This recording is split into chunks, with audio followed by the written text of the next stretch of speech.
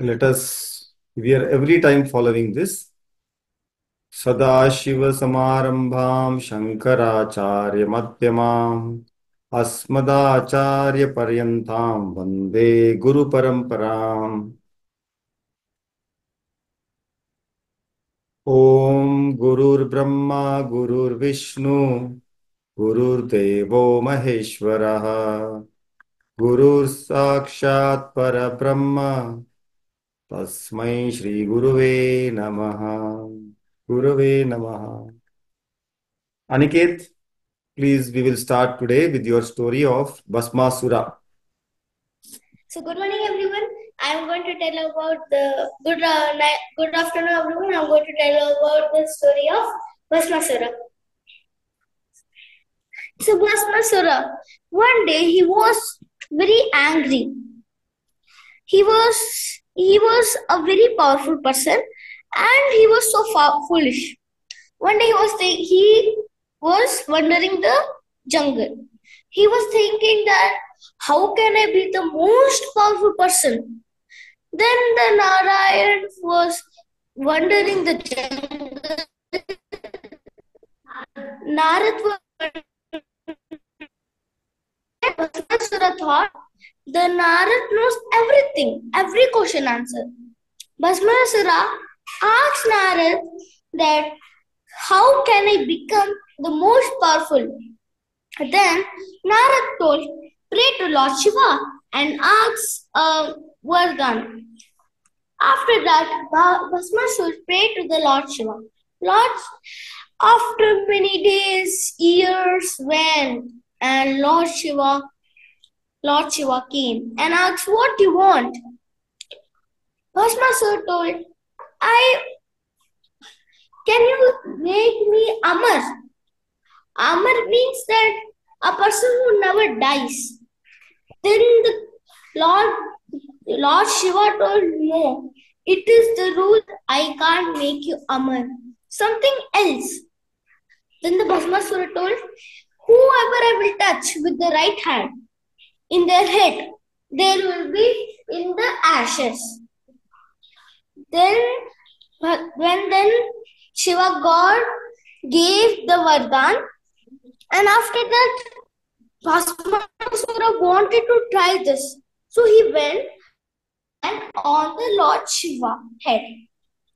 Then Lord Shiva was starting running. After that, Lord Shiva started praying the Lord Vishnu. Lord Vishnu came in a beautiful lady. And Lord Bhasmasura saw it, and Bhasmasura became attracted to the beautiful lady.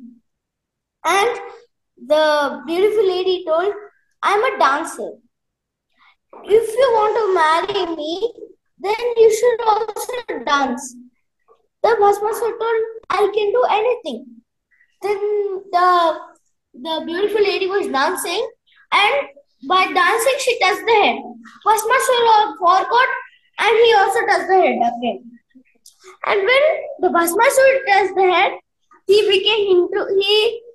became into ashes.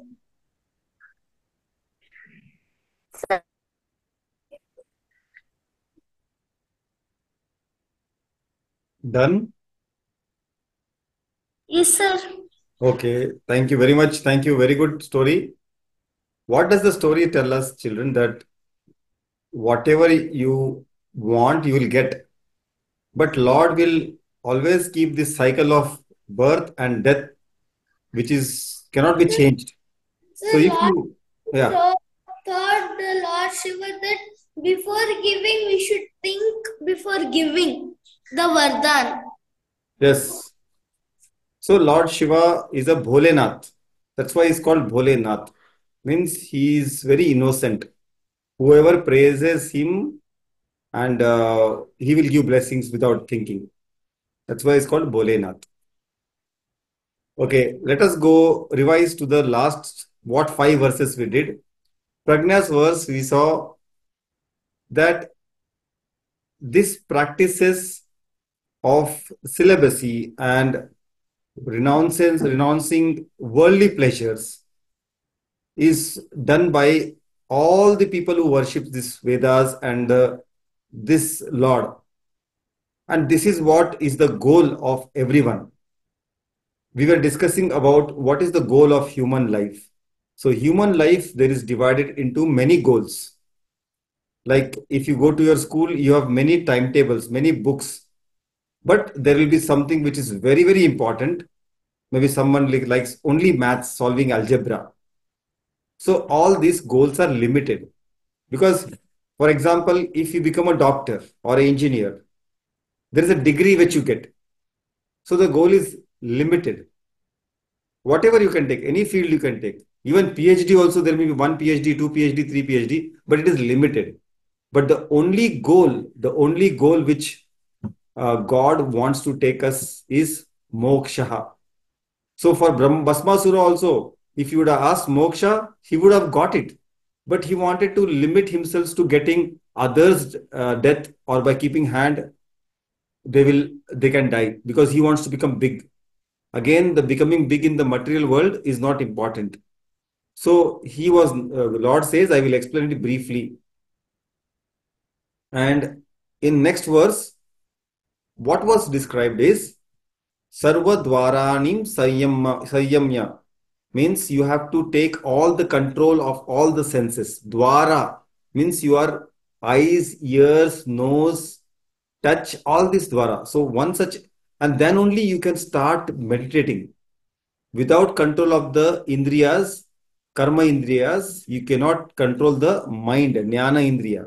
And without control of Jnana Indriya, you cannot have meditative power. Meditation is cannot possible without all these things. So this is what was told in this. And one example is your normal tortoise. If you see a turtle or tortoise, whenever there is he wants to be away from the world, he can just take all the five, both the hands, both the legs, and the head inside. So this example you remember. Whenever you want to concentrate, you have to take all the senses within you. This is what Lord was telling here. And in the next verse, it described about the monosyllable Om. Ityaksharam Brahmam, it's Omkara. And we saw this, that this is the supreme goal, because Om is a short form of all the Vedas. We know Om has power, in which even Lord Brahma, by uttering the chanting Om, he made the universe. Imagine if something is such a huge power, like a nuclear power. If you can have that within you, then you can get whatever you want. And in 14th chapter, it was talked about something negative. Before death, what happens? You can see God. But in 15th verse, he says how to get through that, how to get out of this cycle of death and rebirth. So not like Bhasmasura to ask powers, but you should be like Prahlada. You know Prahlad? Prahlad didn't ask powers. He just asked, Lord, be there where I am. Always be near me. And such people will attain moksha, liberation. So coming, and one such example again is Mirabai. Whatever time, whatever hardship she went through, but she never forgot that her goal is to achieve the highest, that is getting merged into Lord. Just like a river, it might run different courses of the path while it's crossing so many villages, so many mountains, but finally it will merge to the sea. All of us are Jivatma. Jiva means human. Atma means the consciousness. Okay?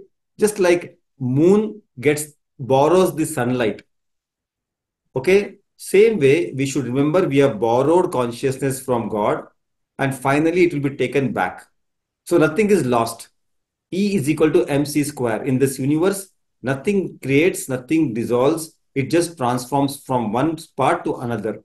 In physics, if you learn, you will know this. E is equal to mc square.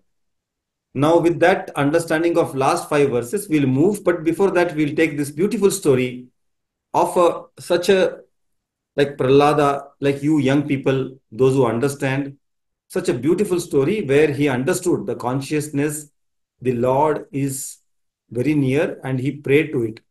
Markandeya. Ankita, please go ahead. Hari Om everyone. Story of Markandeya about how he conquered death through devotions. Markandeya is a legendary Hindu sage or saint who is said to have lived for over 16,000 years. Markandeya was an extremely devoted devotee of the Hindu god Shiva. When Markandeya was only 16 years old, the god of death, Yama, came, came to claim his life. However, Markandeya hugged the Shivalinga and refused to leave it, despite Yama's attempts to take him away. Impressed by Markandeya's devotion, Shiva intervened and granted him immortality. After this, Markandeya went on to become a great sage and scholar, renowned for his profound knowledge of the Vedas and Hindu scriptures. Uh, he is said to have witnessed the entire cycle of creation, preservation, and destruction of the universe multiple times over the course of his incredibly long lifespan. Markandeya is considered as incarnation of the Hindu god Shiva, Hindu god Vishnu, and played an important role in several major Hindu epics and Puranas, including the Mahabharata, the Bhagavad Purana, Markandeya Puran, which is named after him. His story is seen as a testament to the power of devotion and the ability of the divine to transcend the bounds of mortality. Hari Om, thank you.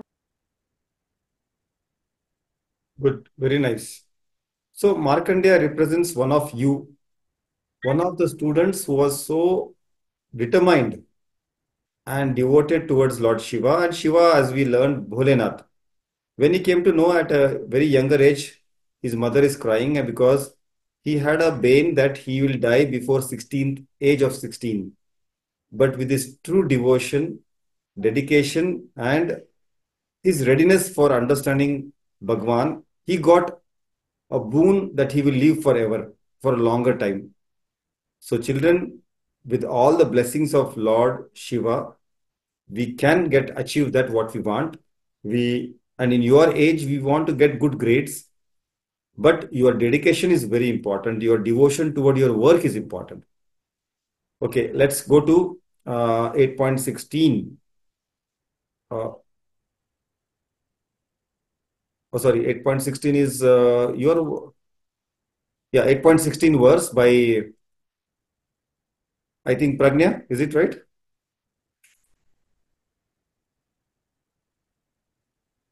Okay, if I'm not wrong.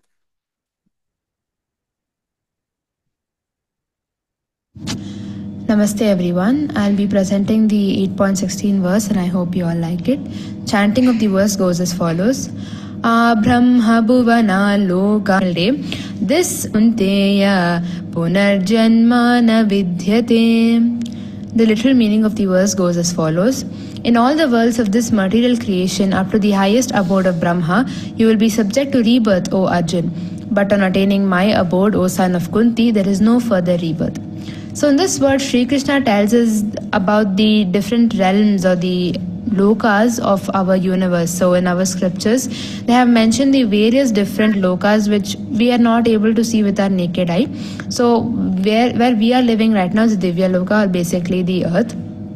So those so after our death, as we believe in the cycle of rebirth, so we have to, according to our karma and our punya, whatever we have done in this particular janma, according to that we be placed in either one of those heavens, either to the Patal Loka or to the Brahma Loka.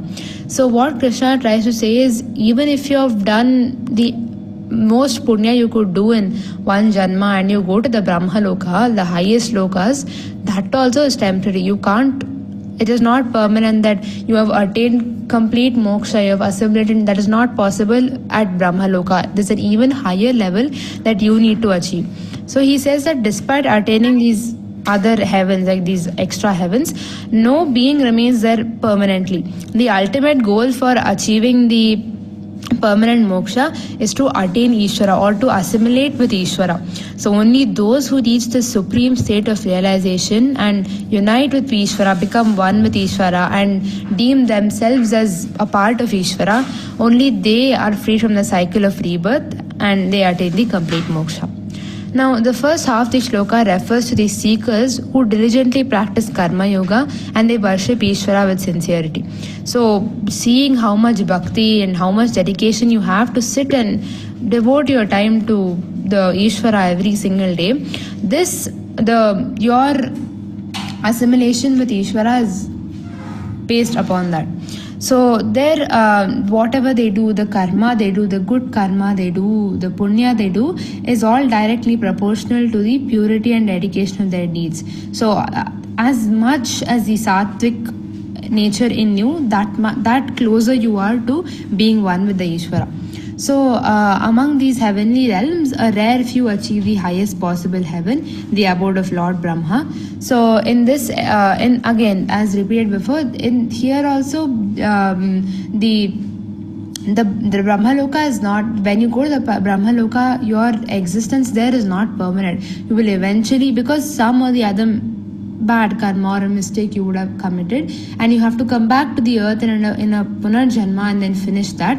And only when you are completely freed of all your bad karmas and sins will you be able to go into the Ishvara. So for that we need our ultimate devotion and dedication to offer as much bhakti as we can to him. So once individuals reach the Lord of Brahma, they face a dilemma. So they either have to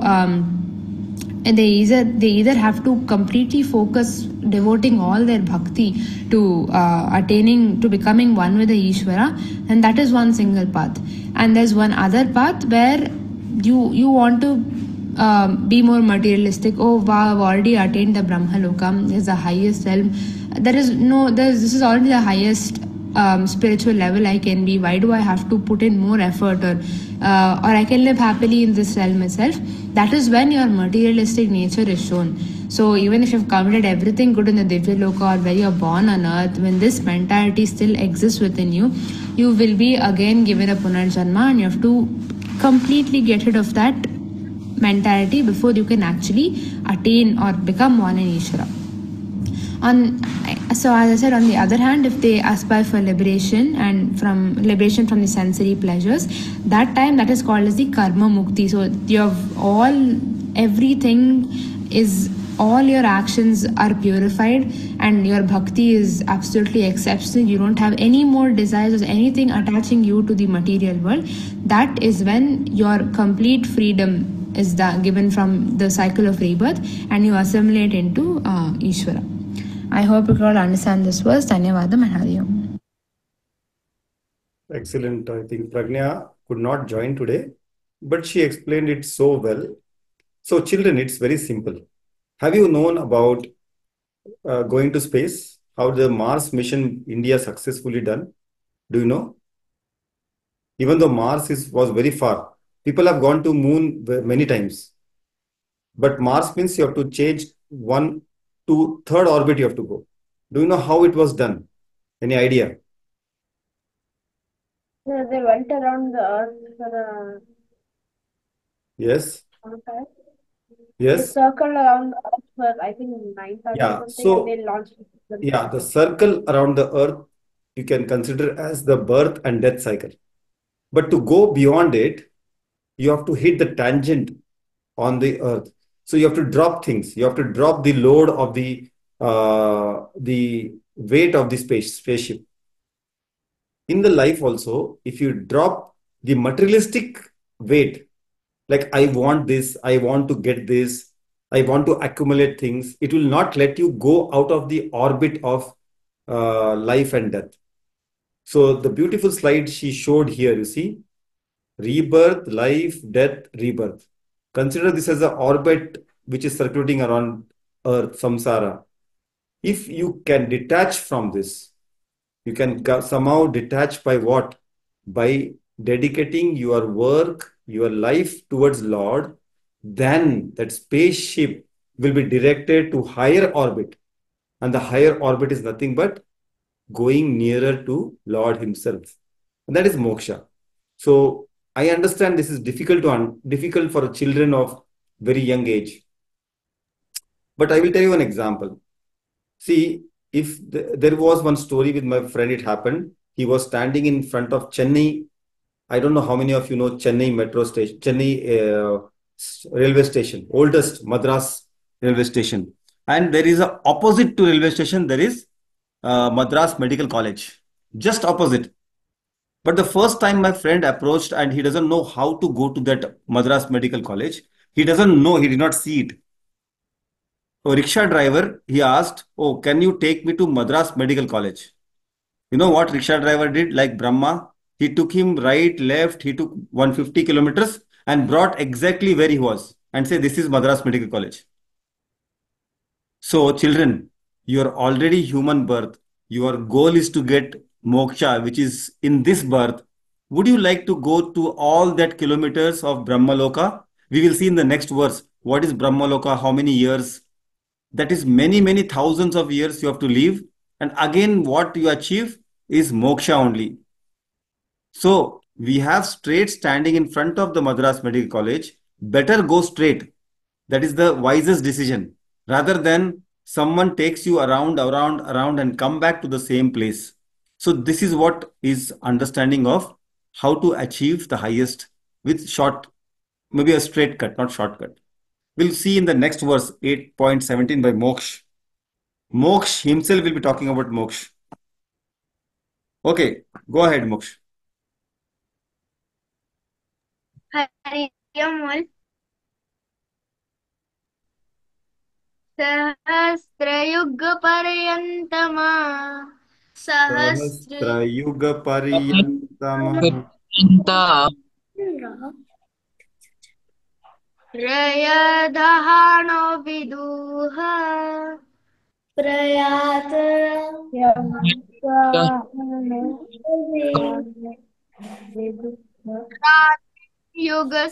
युगसहस्रान्ताम् रात्रियुगसहस्रान्ताम्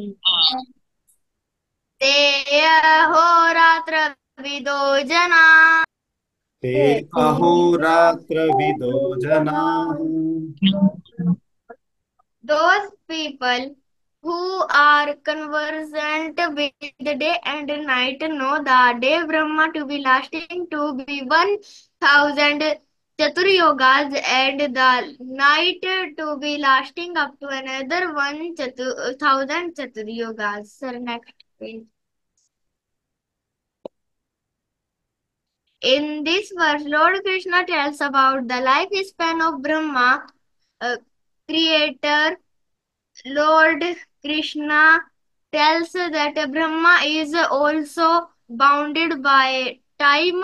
One day of Brahma consists of 1000 cycles of 4 yugas: Satyug, Treta Yug, Dwapar Yug, and Kali Yug.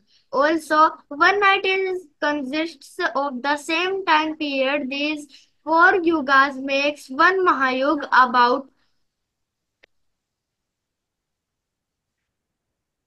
43 lakh to 20,000 years, and one day kalp is equals to 1000 mahayug is equals to 1000 multiply 4 billion 32 million years is equals to 4.32 billion years. Here, Lord Krishna states that only those who understand this knowledge truly know that days and night are. Hari Om. Excellent. So have we seen this somewhere else also? I think we have seen this in 17th chapter, sorry, 16th chapter. Yes, sir. It was talking about Brahma's days and nights. Yes, yes. So same thing has been repeated here. And that's what I was telling. If you want to go just straight across, why do you want to take right turn, left turn, 50 kilometers and come back? So you are in Kali Yuga. Your lifespan is 100 years. Would you like to get better life 1000 years or 42, 3000, whatever years, 4.32 billion years in Brahma Loka? No need. Finally, after all that knowledge, you have to get moksha only. So liberation is possible here and now. And what is that liberation? What is Krama Mukti? Already we have seen. Okay, going beyond the orbit and reaching to the place where you are one with Brahman, like a river which crosses and reaches this. Once the river crosses and reaches the sea, we cannot differentiate the water in the river or in the sea. It is same. So when we pass through all this, but we understand we are having a journey to get merged with none other than Lord. Like Mirabai, entire lifetime, she was only concentrating, focusing on Lord. So when the day comes to end, she had no problem getting mixing with the Lord. But those who don't understand that, at the end of their life, they will be crying, they will be a lot of frustration. They want to do many, many things at the end of the life. And that's what that's what Lord is saying. You start having the nature that you want to be one with Brahman. And do not take a long cut, do a shortcut. Do whatever possible every day. And once you start doing each and every day, when the day arrives to end the life, you will be merging with the Lord. Otherwise, someone will form a dam and let the water be there for thousand years, like we have seen in this verse, that the true knowledge is here and now, not later. So, coming to the 18th verse, Swastik, go on. Thank you, sir. So first, I want to go with the verse. Everyone, please chant after me. Avaktya Advaktya Yah Sarva Avyaktavyaktasya sarvam Prabhavantayah Ragame. prabhavantyah ragame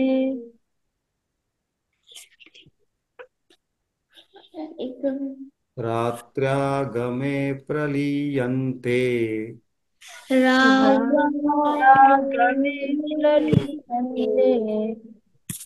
Go ahead.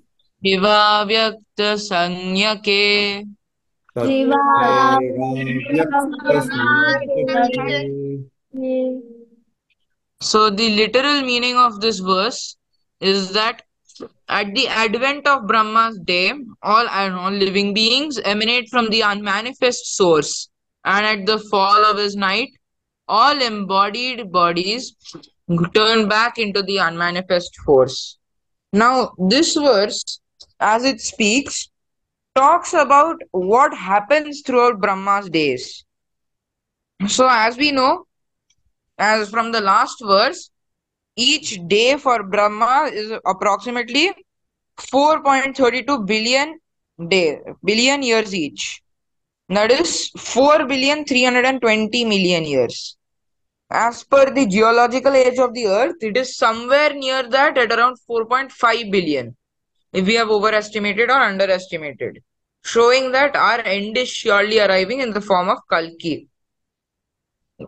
So, what this verse says that he says to Partha, at the start of Brahma's day, he creates all organisms. Yet at his night, he will dissolve everything. Now, what is he talking about? We don't die when we sleep.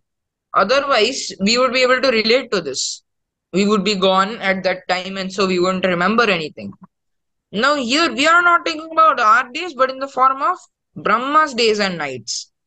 Now, in Brahma's days and nights, we'll be able to understand because Brahma takes one day for 4.32 billion years each time. And so now we must realize that we are also coming to an end. we are surely going to die in a few, say, 1,000 years. Now, for some people, it may be confusing. How will he kill us all if we are still alive? We will clearly see that. Let's take an example. Do you know how a child sits around at home when he is small and plays with his toys? Now, we know that when he plays with his toys, he creates something and he wants to show that to his parents. So he will keep it with himself and he will keep it like that until his parents come, and when they see it, he will still keep it until he has to sleep. Then he will disassemble it and then again keep it back to where it came from. Now, this allows us to have a clearer understanding. Exchange the child for the god of materialization, his toys for the matter of the Paramatma himself, and instead of his amusement, instead just for his daily routine. Now this verse describes the example, but instead using cosmic entities instead of just a child. We can take the child as Brahma, we can take the child as Maheshwar, we can take him as the creator. We can take him as the creator and the destroyer. This also implies that God is just one. He just takes on multiple forms. Now, this verse does not play with anything other than the work of the Trimurti, the Srishti and then Pralay. He assembles it, he keeps it, he preserves it, and then he destroys it at the last. This explains a lot for people who are not able to understand what is the work of there. Mainly it is just Vishnu's work, but we will have to see about that. Hariom, thank you all. Special thanks to Sachin sir. Thank you. Hariom. So again, just an extension of the last few verses, that if you want to achieve something, you don't have to wait for a long time, especially about moksha or liberation. It is possible in this life itself or here and now, what they say. So he is giving a description of Brahma's day and night, which is very, very, very, very, very long for us. But for Brahmaji, it is very simple. Like a child sitting for a long time, he doesn't have any problem. The time just flies for him. Like, children, for us, we have 100 days, sorry, 100 years. But 100 years of a firefly. What is a firefly? It only lives for one day. Do you know that? Have you seen fireflies? They Not even a week. they get birth in the morning. They become adult by 10 o'clock. Then they have what you say? They have the couples, and by afternoon they mate. They have children, and by evening they die. So in front of the firefly, we are like Brahmaji. Similarly, in front of us, Brahmaji's lifespan is very huge. They say if he blinks once, that is our 1000 days of life. So what basically we have to understand, the entire Brahmanda, there is so many things. We just have to focus on what we are doing now. If we continue what we are doing now with the background that we are always focused on Bhagwan, we will achieve moksha, liberation. If you understood this in the class today, it's more than enough. Okay. So we go to the next verse, 18.19. Hariom sir, Hariom everyone. Yes, Hariom. So I'm starting with my presentation. I'll break the verse in parts and I'll request everyone to chant behind me. Bhutagramah sa evayam Bhutagramam sa evayam bhutva bhutva praliyate bhutva bhutva praliyate ratra ratrya game vashah partha Ratryagameva Partha prabhavatya haragame प्रभवत्यभागमे. That's right.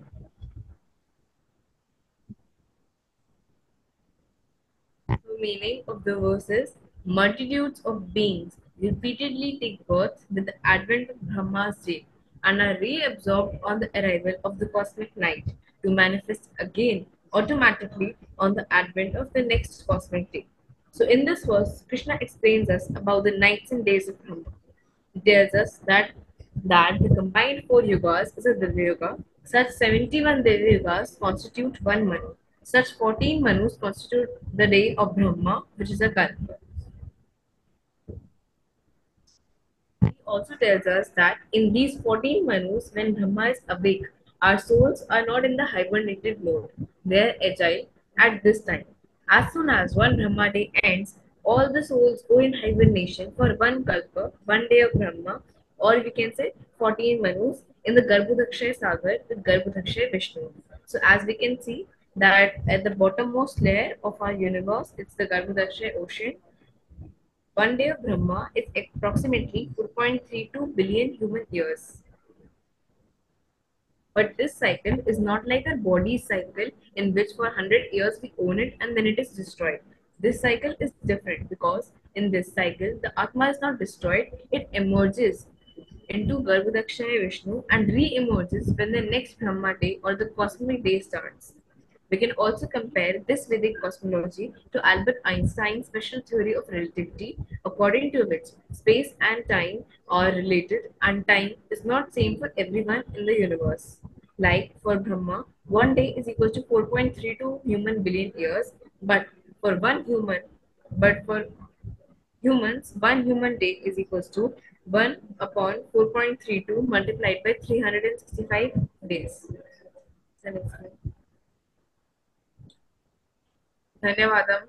Thank you, Sachin sir, for giving me this opportunity. Thank you very much. Thank you, Raghav. So it's just a continuation. We just have to concentrate. Again, I'm saying on what we have rather than what we don't have.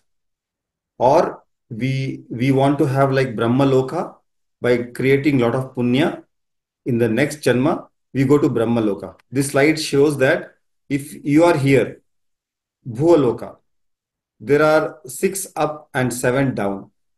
If you have seen in the Shraddha Traya Vibhaga Yoga, that if you do punya, you go up and you go up to the Brahma Loka. If you do papam, you go tala, vitala, tala, sakala, and lastly patala, means where only snakes are there. So it depends where you want to go. But what is the best is at this line, this Bhuloka, if you achieve the highest path, the highest goal of a human life is Jnanam and then getting directly merged into Brahman. Means the universe, the universal form of Brahman. Because after all this also, this entirely goes back to Garbhadoka. Garbha means the place where anything is born, like human is born through mother's womb. So like that, the entire universe is like a child which is born through the womb of Vishnu, and then again it dissolves into it. So why to do all these things wherever you are? If you get dissolved directly into Vishnu, you don't have to pass through so many lokas, either go up or go down. You better directly go into Vishnu because you are nothing but the mini Vishnu, Jivatma, which is equal to Paramatma. Now let us go to the next and last. I think we have one verse time. Anvit, please go ahead. Anvit? Hello? Yes, sir. Yeah, Hariam. Hariam, sir. go ahead. परस्तस्मात्तु भावोऽन्यो Parastasmastu bhavonyo व्यक्तो व्यक्ता सनातनः vyakto avyakta sanatana. यस्य सर्वेषु भूतेषु Yes. Sarve सर्वेषु भूतेषु नश्यत्सु न विनश्यति नश्यत्सु Nashatu विनश्यति. Bhute. Anvit, it is avyakta and vyakta. Unmanifest to the manifest. Okay, carry on. Okay. The meaning of this loka is there are two worlds. One is spiritual and one is materialistic world. The spiritual, if the spiritual world, if the materialistic world also gets destroyed, the spiritual world can never be destroyed.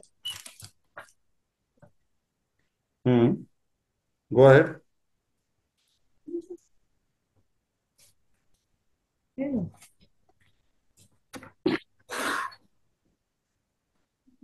Spiritual world is eternal and stays forever. For example, next slide, sir. If you look at this picture, the man is hanging to eat the honey. He is in the materialistic world. The white rat is good karma, and the black rat is bad karma, and the elephant is the past karmas in your old janmas. The man hanging on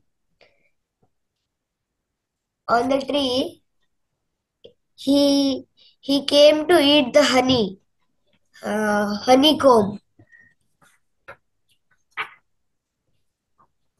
If he leaves his hand, he will directly go to the hell, which is down. The snakes will eat him. The poisonous snakes will eat him. And he can't see the God because he's in the materialistic world. And you should never be in the materialistic world.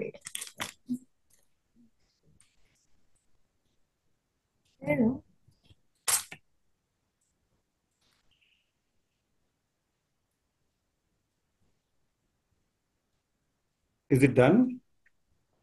Hari Om, thank you. Yeah, when it is done, you should say Hari Om. Otherwise, you are in materialistic world. Okay, I think you are doing something else. You should always, whenever you're presenting, please on the camera, children. Otherwise, I don't know what you're finished or not, you're completed. So always keep the camera on. Okay, good. So the example is good. But one thing we have to understand, as a child, we have to be in the materialistic world, because in the materialistic world only you will learn how to interact with the world.